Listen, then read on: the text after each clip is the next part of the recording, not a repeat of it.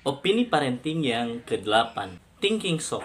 Mengenal terkait dengan ciri-ciri anak-anak yang sudah mengalami thinking shock.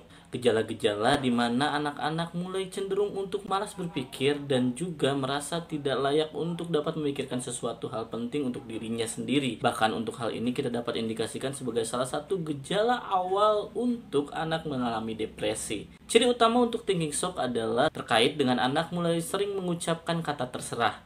Terserah dalam konotasi bahwa anak malas untuk berpikir dan sudah tahu bahwa apa yang mereka katakan dan akan mereka putuskan belum tentu akan diterima, bahkan seringkali ditolak oleh orang tuanya. Orang tua yang terlalu otoriter dan sering mengatur akan cenderung menjadi faktor penyebab anak mengalami thinking shock.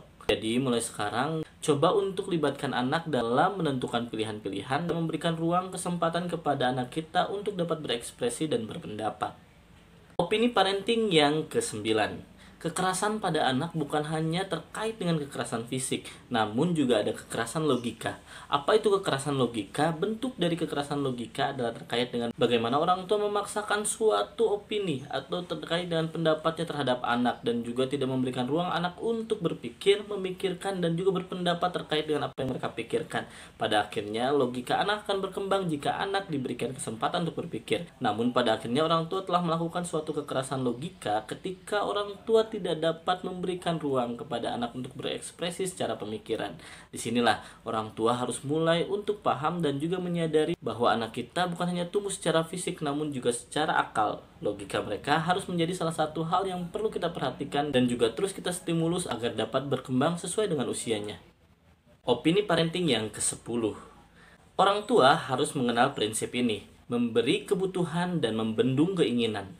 Tidak semua hal yang diinginkan anak harus kita cukupkan. Terkait dengan hal-hal yang mereka inginkan, belum tentu mereka benar-benar butuhkan. Dari itu, orang tua yang bijak harus dapat menjadikan porsi-porsi terkait dengan ketegasan dalam mencukupkan keinginan anak. Dan juga mulai untuk memfokuskan anak untuk selalu mendahulukan apa yang mereka butuhkan. Ketika orang tua telah sukses untuk mengajarkan terkait dengan membedakan keinginan dan kebutuhan, di sana juga orang tua telah mendidik dengan baik persepsi anak terkait dengan prioritas.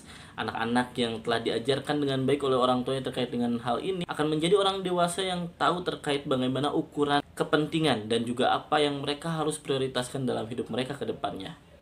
Opini parenting yang ke-11. Ketika anak merasa nyaman, mereka akan mulai tidak peduli dengan aturan dan juga batasan. Orang tua harus mengetahui bahwa anak-anak seringkali lebih ngeyel dan juga menabrak aturan ketika di dekat kita. Itu bukan indikasi hal yang negatif. Justru itu hal positif di mana kita harusnya menyadari di saat yang sama ternyata anak-anak kita lebih nyaman di samping kita. Karena kecenderungan anak ketika mereka tidak nyaman, mereka akan menjadi lebih teratur, lebih memikirkan apa yang terkait dengan risiko dari sikap dan perbuatan yang mereka lakukan. Dari itu, ketika anak-anak sering sekali membuat kita marah dengan kelakuan mereka dan juga membuat kesalahan yang berulang-ulang di depan kita harus menyadari bahwa di saat yang sama anak-anak juga sedang nyaman di dekat kita dan merasa aman dengan segala bentuk perilaku mereka. Disitulah perbedaan dari orang tua dan orang asing. Apakah kita sebagai orang tua sudah menjadi orang tua sesungguhnya yang dapat memberikan kenyamanan untuk anak, ataukah kita hanya orang asing yang ada di dekat anak?